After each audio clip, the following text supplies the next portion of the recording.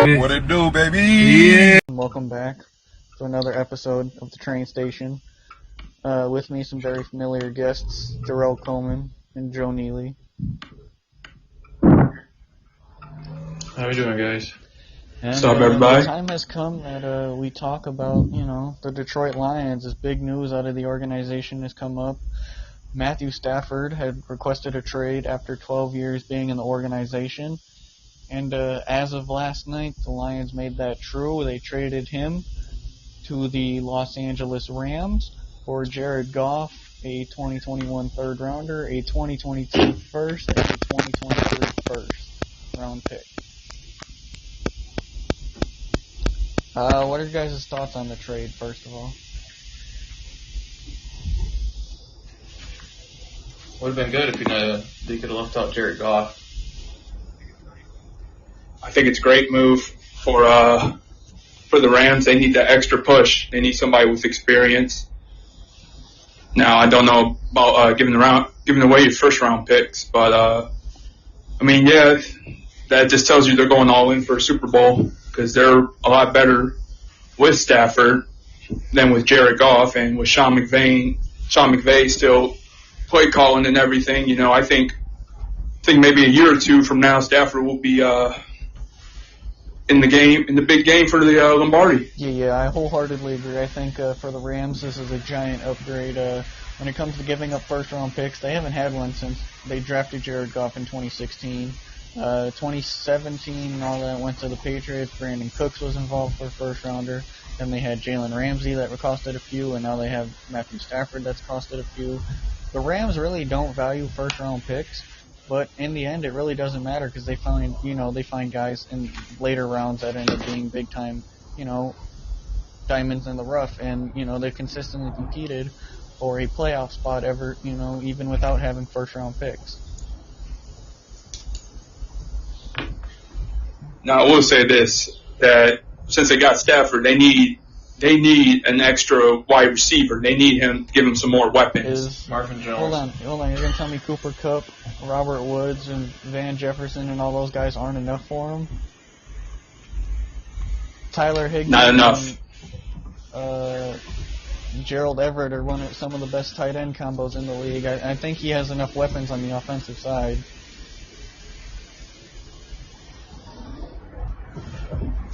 Yeah, that might be. But, I think he might need, just another weapon, at the running game. You mean Cam Akers? Yeah, Cam Akers. Cam Akers. Who else was that? Somebody else was hurt towards the end of the season.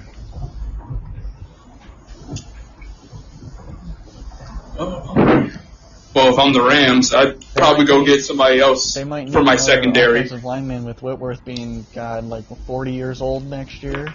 They might need a left tackle, but other than that, I think the offense is fine. The defense, obviously, it was the best defense in the NFL last year, so they're good there.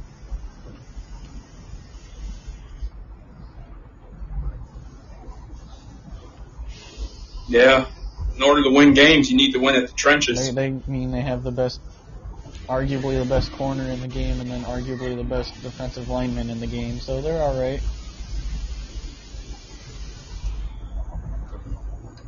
Yeah, and then he was out for, a nice little chunk against, who they lose to against the Packers. Yeah, he was out for a big chunk of the game, so they need another guy in the interior line as well. Yeah, well, it'll be interesting to see because they don't have a lot of cap room, and they have even less now that they took on Stafford and got rid of Goff. So it'll be interesting to see how they have to hit on all of their draft picks, which they normally have. As far as it goes for Matthew Stafford, I don't really have much to say other than thank you. He put his body, his heart, his soul on the line for 12 seasons in Detroit. And I can't really blame him for asking for a trade. He doesn't really want to go through yet another rebuild, another head coach, another offensive coordinator. It was basically just time to part ways. New GM, new coach. It's about time they go in and they get their guy in there. I think Goff isn't going to be around long term. I think he's just kind of a bridge guy until they get their quarterback.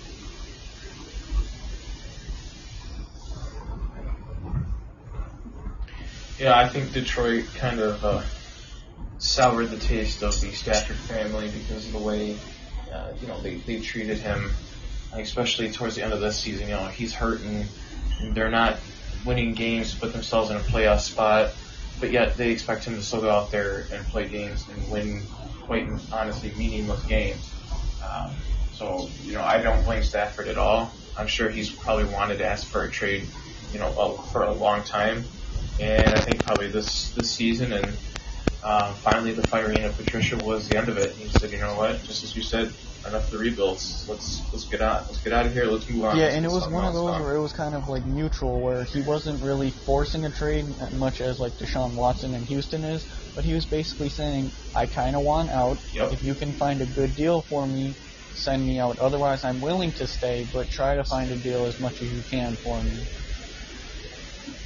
And, Mm-hmm.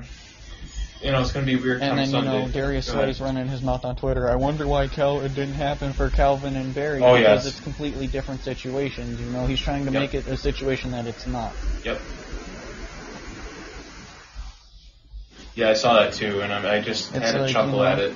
It's like, buddy, you got shipped out because, you couldn't stop running your mouth, and obviously your price tag was, hefty too. Yeah, he wanted $16 million as a corner going on 30 years old. That wasn't going to happen. Eagles were desperate, so Eagles did it. Yeah, But it was like, it didn't happen with Calvin and Barry because those were different, situations. Calvin was like, yeah, I'm just going to retire. And then Barry Sanders, they tried to put a good team around him, but he didn't want it, and they couldn't find a deal for him. So, he retired too. It was like they both just retired.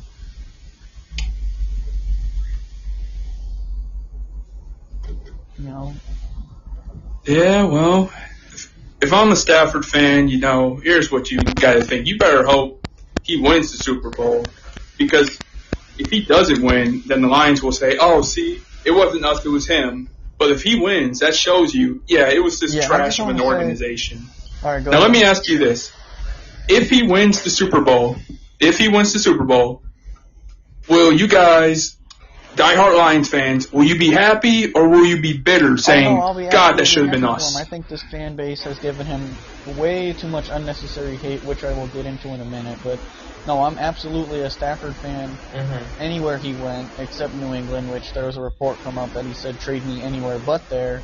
No, absolutely, I would be 100% happy for him. I think this guy deserves it more than anybody else. He deserves to go get a chance at a ring. I think it's a little, obviously I'd be happy for the guy. But as you said, I think looking at it as from Lions fan standpoint, hey, that should have been us. Why couldn't we get it done with them? Why is it every single year we have to, quote, rebuild? Okay, we've been rebuilding for the past 20 years. Why does it take so long? Look at these other teams like the Packers. Okay, that season with Mike McCarthy, that is true too. But they finally got rid of McCarthy. They got competent management in there. Why do you keep bringing in these people that you think are going to do the job? Why are you trying to build something like the Patriots? Well, because they know that the Patriots are kind of building blocks. But, it's worked for Bill Belichick because Bill Belichick is completely different. You don't have success that way. What you have to do is you have to figure out what works for your organization. And I think with all these hires coming in, Dan Campbell I was kind of sketchy about, but they brought in some great coordinators.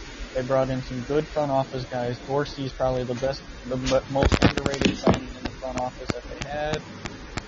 And then, Yep. most that they had.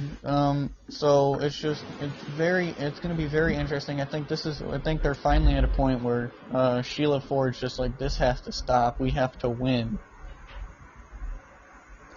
And oh yeah, and I definitely think she's been pressured by the fan base because, like you said, or somebody said before, I think she probably lives on social media a little bit more than Martha did, and she sees the frustration.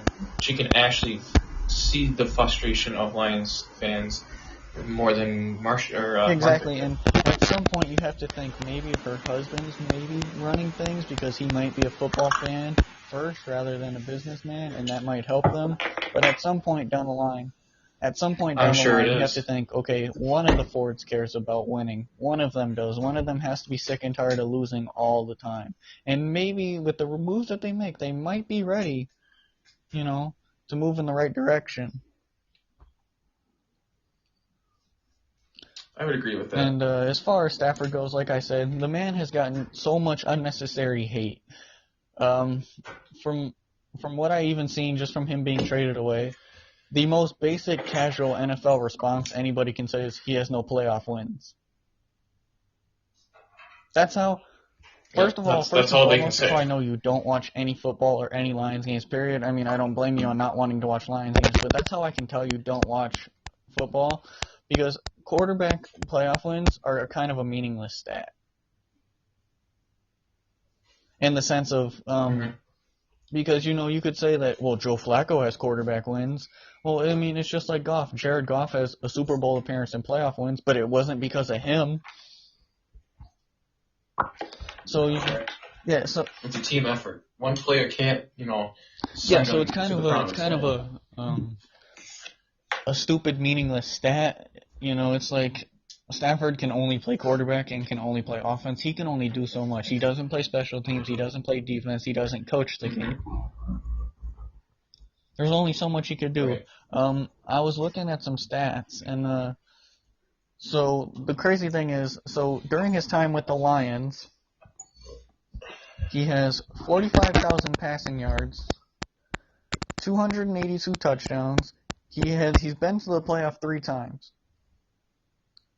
He has 31 fourth quarter comebacks and 38 game-winning drives.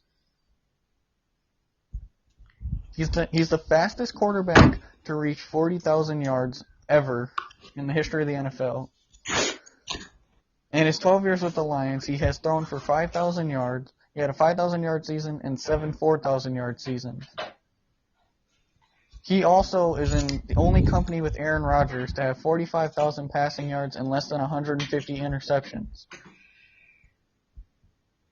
So for those that have been Stafford doubters, let me reread that to you. 45,000 passing yards and less than 150 interceptions. Aaron Rodgers is the only other quarterback to do that. Nobody's going to talk about that, though.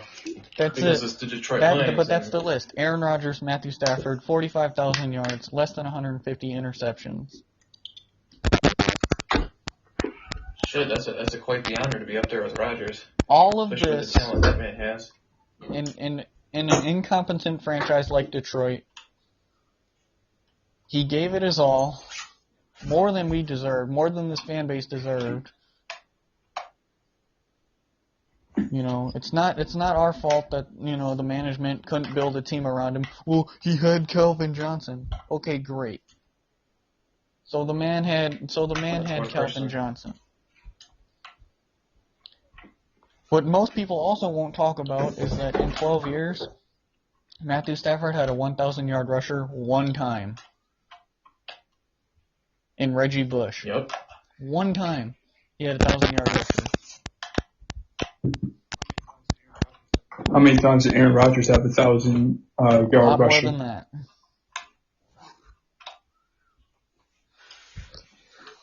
Oh, Lacey reached that a few Aaron times. Jones has done it. Aaron Rodgers has done it. Matthew Stafford has done it by himself. So it's like it's insane the amount of hate this man gets. I think personally, it's just my opinion.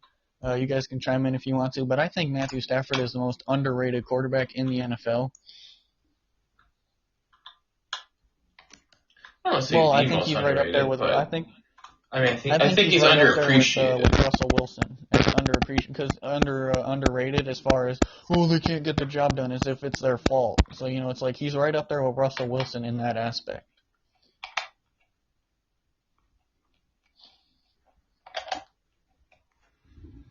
I mean, I think there's a lot of factors that goes into that, and especially the incompetent coaching staff that Stafford did have. Just the play calls not making sense. Why aren't you getting the ball to your playmakers? Why are we just giving them, to one guy? Or why are we not running the ball more than we should be? Yeah, exactly. I think that kind of screwed Stafford over a little bit too, in a sense. Yeah, this man had This man had 4 different offensive coordinators in 12 seasons. Darrell Bevell being the most recent with Matt Patricia. He had Jim Bob Cooter, and then he had, 2 others. Jim Bob. He had, Yep. there's not too many guys that play for 4 offensive coordinators in 12 years. Most of the, top quarterbacks in the league have, multiple, have just the same offensive coordinator year in, year out. Like, look at Tom Brady. That man had Josh McDaniels for how many years? Aaron Rodgers has had a couple, but Aaron Rodgers also, prevailed with Mike McCarthy, who might be the worst head coach in the league outside of Adam Gase.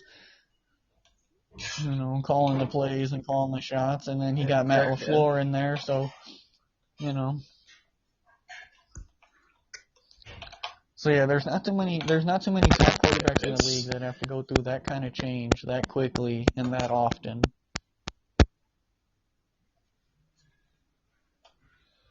Yeah, it was never Stafford. So I mean, if you look at the numbers, he had 4 offensive coordinators in 12 years. That means every 3 seasons, this man had a different offensive coordinator.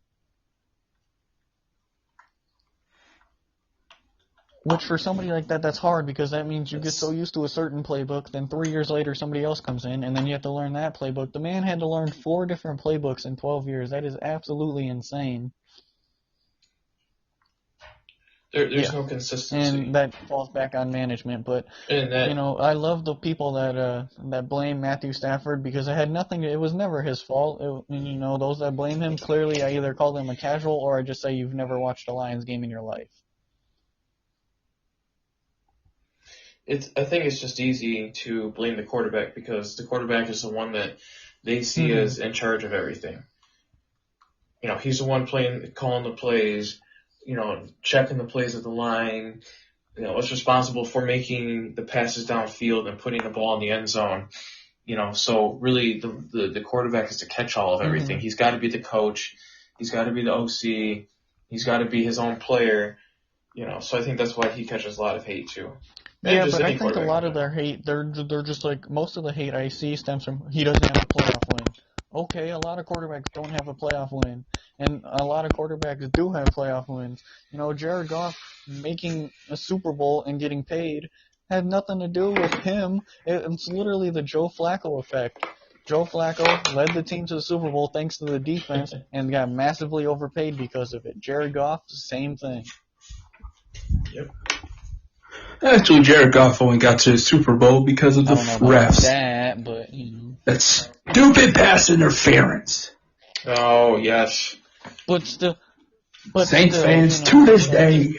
That defense was carrying them more so than Jared Goff was. Oh yeah, absolutely, and that showed during the Super Bowl too. That's what I was arguing at some point with some dude earlier. He was like, Matthew Stafford doesn't have a playoff win. Jared Goff has the Super Bowl. He led them to the Super Bowl. I was like, oh yeah, him and his wonderful high-powered 3-point offense led them to the Super Bowl. You're right.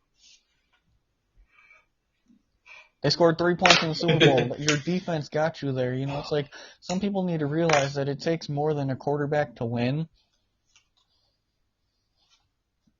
And it's also proven that you can win the Super Bowl with an above-average quarterback. You don't need a star quarterback to win. Absolutely. You don't. If the Rams can get there with Jared Goff and the Ravens can get there with Joe Flacco, it's like, you can do it if you have the right pieces around them. But if you don't have the right pieces around them, then yeah, obviously you're going to need a good quarterback. Yep. If only the Minnesota Vikings of the 60s and 70s knew that. I mean, look at the Bears won the Super Bowl with a great defense. Who was their quarterbacks during that time? Exactly.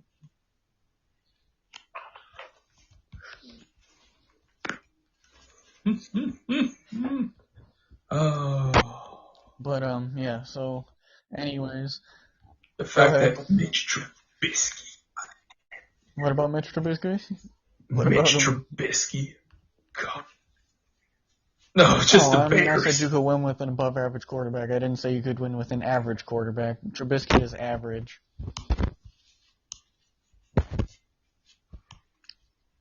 Yeah, he looks like an all-pro when he faces the Lions for I some could go out reason. there and look an all-pro against the Lions. That just further proves the point of incompetent management. You make bum quarterbacks look good. I will say a couple things. They need to trade Jeff things. Okuda. Oh, hold on. Pause right there, champ. They do not need to trade that man. Do the words just say? Yeah, I was about to say, was that just said? Slow down there, player. Hey, Peter Pan, play it down. Anyways, as far as Stafford goes, I think him going to LA, it's a great place for him to go. I thought for sure Indianapolis was going to be the team that put in for him. But I guess too. when A lot of But I teams, guess a lot of when people you did. can get 2 first-round picks, a third-round pick, and a quarterback that, that's what basically, they weren't going to get that offer from any other team. I think a lot of that offer had to do with dumping Jared Goff's contract. Much like when the Jaguars took off Foles off their contract and gave him to the Bears, they kind of had to give up a bit to get Foles out of that contract. But sometimes you sign players at bad contracts, and it takes selling the house and selling the farm to get out of that contract. I'll say this about the trade. One last thing. I saw a tweet. This man said, "Please help me pray for Jared Goff, y'all. Nothing's wrong with him. He just went from living to LA to Detroit." And that's the thing is Jared Goff Goff's in for a rude awakening. He's lived in California his entire life. He went to school at Cal Berkeley, and then he got drafted number 1 overall by the Rams, who at the time were in St. Louis, but moved to LA shortly after. So he's basically been in LA his whole pro career. He's in for a rude awakening. The dark, depressing Detroit these Michigan streets. winters aren't, he's not going to be used to those. These Michigan winters, those are brutal. He's going to be, There's also a different fan base, LA with having so many teams. LA is basically a basketball town and not a football town. So, people don't really care as much about their football because they're Lakers fans. It's basically Laker Nation over there. It's not really a football town. So he's going to come here. And Dodgers too. He's going to have the hardcore, Detroit fans ripping on his throat every time he has a bad game, rather than LA, oh, it's okay. You just played a bad game. No, they're not going to let that slide here. He said something about, I'm just happy to be appreciated and go to a team that wants me. I say give it 3 weeks. I'm not going to appreciate you anymore. I was saying, I don't even know how many people were very welcoming of that Yeah, it really trade. wasn't even welcoming of a trade. It was just more so of goodbye.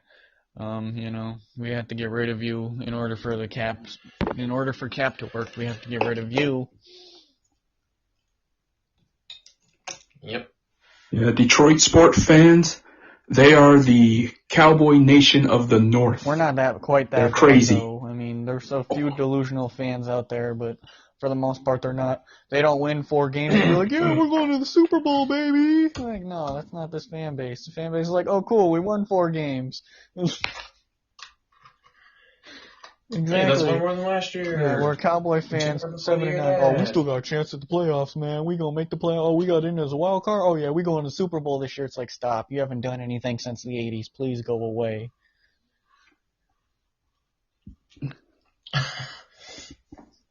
It's sad when a team, when their name is redacted, is far more ahead than you are. I'm talking to you, Washington. Anyways, as far as fit, I think this is a great fit for Stafford. McVay is one of the brightest young minds in the game of football right now. I mean, Stafford literally is older than Sean McVay, so he might be around the same age, but yeah, he's basically going to go to a guy that's as old as him. And great offensive-minded guy. It's going to be a great fit. I'm going to love to see McVay and Stafford pair it up. It's going to be interesting to see Goff in Detroit. I'm not really looking forward to it. Especially as the both of you know, I kind of follow the Rams as my second NFL team, and I was fed up with Jared Goff in LA, and now I got to deal with Jared Goff in Detroit, so, you know. It'll be interesting to see come Sundays. You know, I don't know what Dan Campbell's offensive idea is. He brought in Anthony Lynn, though, and Anthony Lynn made Herbert look pretty good. So, you know, it's kind of exciting. It really wasn't his fault that he was fired in L.A. I kind of blame the Chargers on that one. I don't think he should have been fired. I think they should have fired their medical staff first before they fired their head coach. I'll say this about Anthony Lynn. Good play caller, problem. Horrible time management. Time management, that's what Dan Campbell's for. Yeah, time management, well. But yeah. Yeah, just keep him from calling the plays at certain times. So I remember watching him against the Bills, and they ran the ball, no timeouts, and less than 30 seconds left. Dude, just go for the pass. Yeah, but I think it'll work out well for him in LA. Jared Goff, it was funny because when he said, "Yeah, I'm just happy to be in a city that embraces me," and you know, it's like, no, we didn't want you. You just happened to be part of the deal. We wanted the first round picks. We didn't want you. We just wanted the picks. Yeah, exactly. You just had to, in order for the trade to work, you just had to be sent the other way. And so it's like, you know, and Rams fans are kind of upset. They're like, I can't believe we traded away a 26-year-old quarterback for a third. It's like, Stafford on one leg is better than Goff 110%. So you guys should be very excited. Some Lions fans are happy. Others are like me that understand it's not Stafford's fault. And yeah, it's going to just be really interesting. I will say that it's going to be very interesting when the schedule has been released. The Rams and the Lions actually play this year in the regular season because the Lions play the NFC West. So it's going to be very interesting to see. Oh, yeah. I believe the game is in LA, so it's going to be interesting to see a Jared Goff homecoming.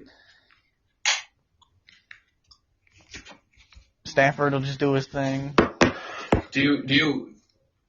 I was supposed to say, do you hope Stafford goes off and beats him, or do you hope the Detroit comes in and just kicks their ass? The Lions secondary, if they don't clean up that defense, Stafford is going to have a career day on those guys.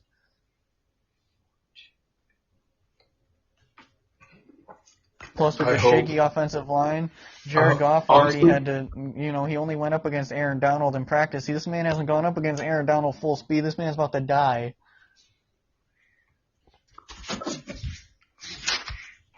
Hey, yeah, that's a good point. Especially if Detroit does not get that offensive line fixed. The offensive line, you know, obviously we said that earlier. Than it has in recent years. They have some great pieces on there. Frank Ragnow is a good offensive lineman. Taylor Decker's a good offensive lineman. So they have. I'm not saying that any of them are bad, but in the past, but I still think they need another piece or two. Signing that Vaitai dude from the Eagles, that was the worst mistake they could have done. They gave that dude so much money, and he's a backup. They gave that dude so much money. Oh, screw you, Bob On Quinn. top of that, how about the weather for Matthew Stafford? Goes in from playing in Detroit all these years to sunny California, where this man is no longer going to deal with any sort of snow.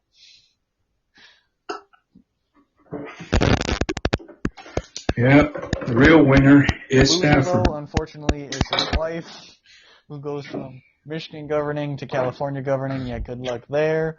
But yeah, so it's sad as a Lions fan to see a guy who's been your franchise cornerstone for 12 years go away. But at the same time, I kind of expected it, so it didn't really shock me and upset me as much as it did some of the other people that I know. Now, I will say this. I'm shocked that he went to L.A. because there was a lot of people saying it was going to be either the Colts, 49ers, or surprisingly dark horse, the Broncos. But LA But yeah, came the and got him. I freaking was like, well, what? I think a lot of that had to do with the new Lions GM worked at 18 years with the Rams, and he was part of the reason they drafted Goff. So I think that had a big part of it. So he was trying to do them a favor, and in order to do that favor, they had to give up more because of Jared Goff's contract. But yeah, I heard Broncos, and then I heard the Broncos offered a first of Drew Lock, so I'm glad the Lions passed on that because Drew Lock's even worse than Jared Goff. Is Drew Lock really that bad, or do we just give him hate because there's nothing around this there? man sucked. They gave this man, last year they drafted Jerry Jeudy. They gave this man freaking tight ends. This man has Noah Fant, Jerry Jeudy, Cortland Sutton. The man just sucks. Their offensive line is good. The receivers are solid. The dude just sucks. Yeah, I can't even defend him. Yeah, he's bad.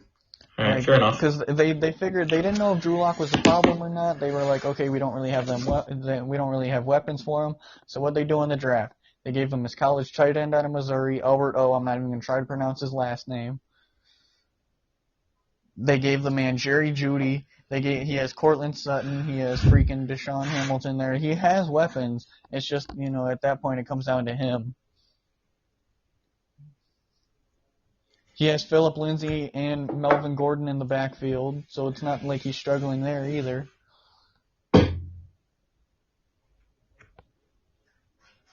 What's the offensive line They've got a decent offensive line. Better than probably. Didn't they trade for It's probably better than the Lions' offensive line, which isn't saying much, but it's not as bad as the Jets' O-line per se. Oh boy. But yeah. So, and then I also heard that the Washington football team, was a strong candidate to try to land Stafford as well. I'm also glad they didn't jump on that because Washington, I still think, is a few years away. They're still kind of in the rebuilding stage. They're headed in the right direction, but I still think they're kind of in the rebuilding stage. Now you wonder what would have Washington have given up to get Stafford? Probably their first rounder this year, and probably like a third rounder next year or so. It's probably what he would have. So you think it would have just been, here, give me Stafford, I'll give you picks? Because their only other quarterback on their roster right now is Alex Smith, and they probably weren't going to give him away. Well, shit. But that's because McVay was tired of Goff and Goff sucking. So, it's like, in Washington, with everything that they had going on, they needed Alex Smith as on the roster for that feel-good story because of everything that they went through. He was basically there for that feel-good story, so there's no way they were going to get rid of him. And then Stafford came out and said, that's a fair point. You can trade me to 31 other teams except the Patriots. With Matt Patricia going back to New England, do you think that played a giant part in it? Oh, I'm sure it did a lot. Yeah, I think it had everything to do with it. Man hated Matt Patricia, as most of the players in the locker room did. And he was like, yeah, I don't want to play there.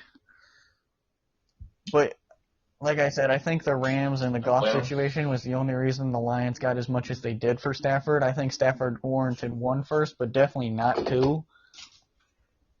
Because he's going on 33 years old, so he definitely warranted at least a first rounder for a playoff team. The Colts, I'm surprised, didn't try and jump on that. But it'll be interesting to see how the Rams get this played out in the long run. Yeah, they're probably not even worried. They drafted really well in the late rounds. They're kind of like Seattle. Seattle absolutely blows their first round picks, but they hit on every other pick. Richard Sherman, Bobby Wagner, guys like that. They absolutely dominate every other round of the draft except the first round. So the Rams are like, we don't need a first round pick. We don't value those anyways.